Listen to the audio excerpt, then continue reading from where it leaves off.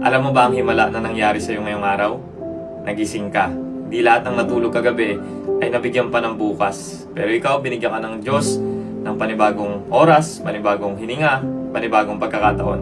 Sabi dito, at dahil iniingatan nyo ako, nakakatulog ako at nagigising pa.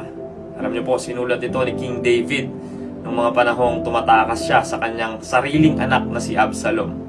Isipin po ninyo yan ha, isang hari, tinaksil ng sariling dugo, pinalaya sa kanyang trono, puno ng panganib sa paligid at kahihiyan. Mga ganitong sitwasyon, di ba? Natural na magdulot yan ng matinding takot, pagkabalisa, pagkapuya. Pero sa gitna ng lahat ng yan, may isang bagay ang hindi nawala kay David. At yun yung pagtitiwala niya sa Diyos. Sa buhay natin ngayon, maaaring hindi ka hinahabol ng isang hukbo katulad ni David.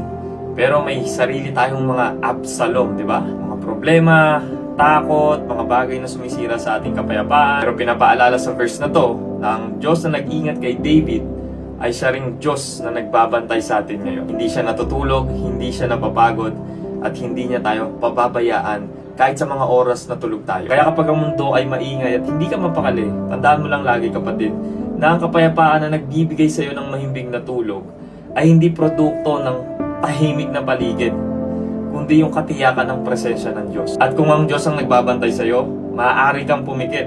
Hindi dahil wala ka ng problema, kundi dahil may Diyos kang higit sa lahat ng problema. Kasi sa mundo, di ba, ang pahinga ay dumarating lang kapag okay na daw ang lahat. Pero sa Diyos, pwede kang magpahinga kahit hindi pa okay ang lahat. Kaya kung nagising ka ngayon, magpasalamat ka kapatid.